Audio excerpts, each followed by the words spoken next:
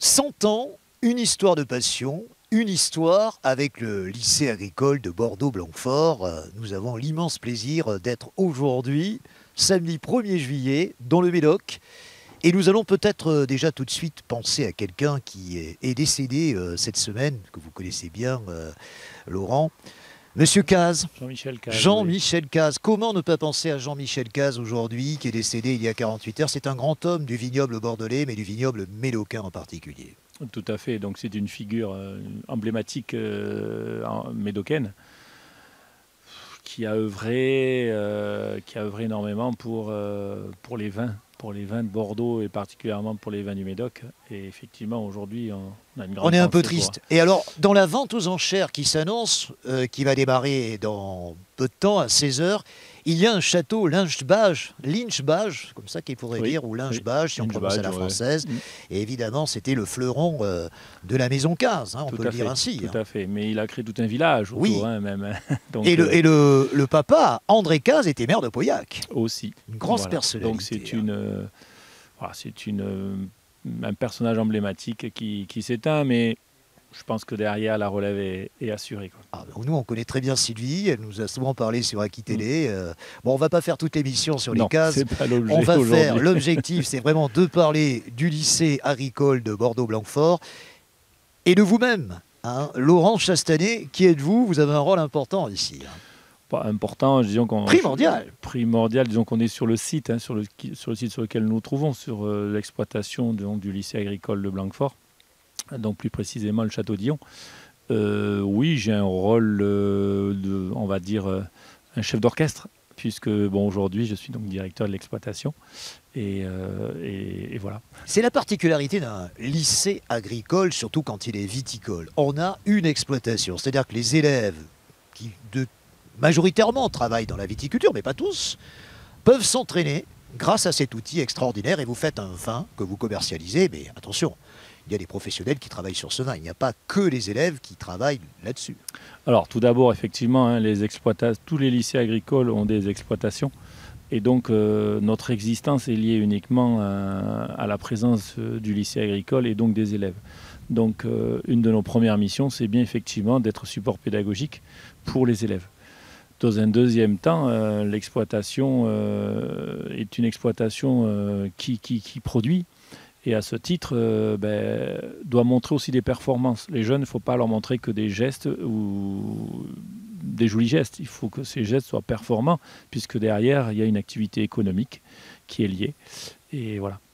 Alors vous êtes directeur d'exploitation du château d'Yon depuis peu de temps, je crois que ça fait 10 mois simplement. Oui, je suis en poste depuis le 1er septembre. En 10 mois, qu'est-ce que vous avez fait que n'a pas fait votre prédécesseur? Est-ce que vous avez eu carte blanche pour innover, par exemple? Alors, je ne vais pas avoir cette... Tout en restant modeste. Voilà, je ne vais pas avoir cette prétention. Il faut d'abord, avant de changer les choses, il faut d'abord... pérenniser. Il faut d'abord mesurer, évaluer et après prendre les mesures qui vont avec. Je n'ai pas pris de grandes décisions. On est surtout dans une continuité.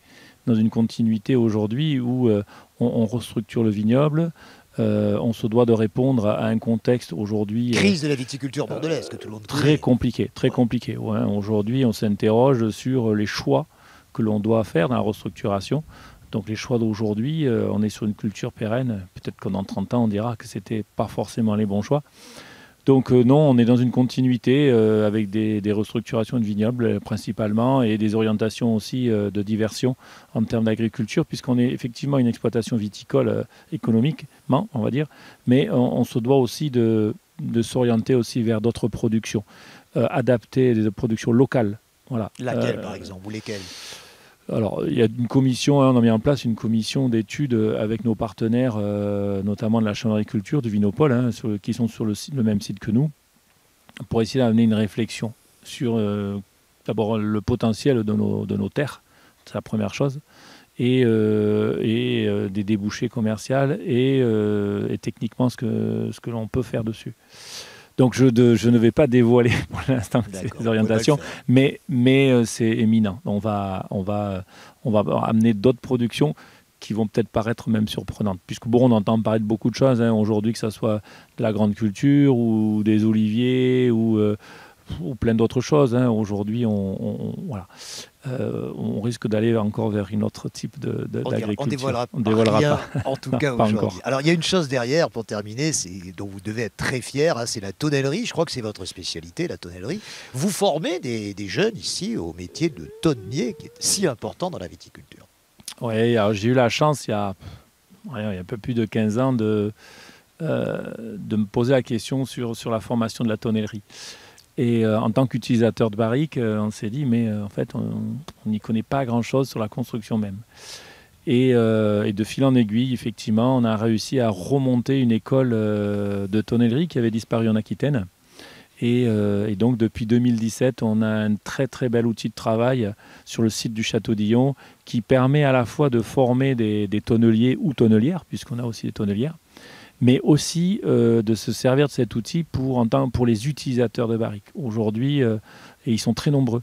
Et aujourd'hui, donc cet outil de travail reste assez polyvalent. Et alors certes, je suis fier effectivement d'avoir participé à la mise en place de cet outil de travail, mais je suis aussi fier que ça soit sur le site de Dillon, puisqu'aujourd'hui, on va pouvoir continuer à développer un partenariat. Voilà.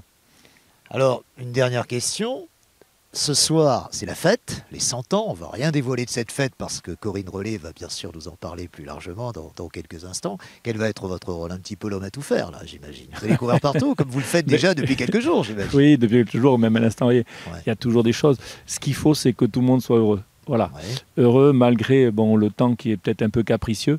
Mais pas trop chaud finalement, c'est très bien aussi. Non, c'est très bien. Voilà, il faut que tout le monde ait un bon souvenir de cette manifestation, de cette rencontre. Ça va être plein d'émotions par rapport à des personnes anciennes qui ont marqué, on va dire, ces 100 ans. J'ai envie de dire, moi je vais peut-être citer un nom, plus particulièrement par rapport au Château-D'Illon, c'est peut-être Louis Fournier.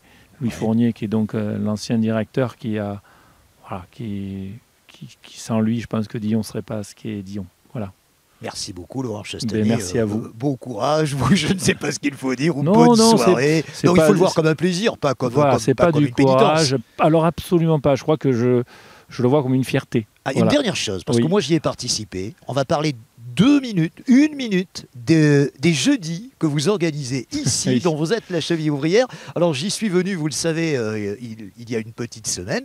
Ça s'appelle Un verre au jardin et ça se passe ici. C'est bien cela. Tout à fait. Donc au même lieu où on se trouve, assis. Donc tous les jeudis, nous accueillons toutes les personnes qui veulent passer un bon moment.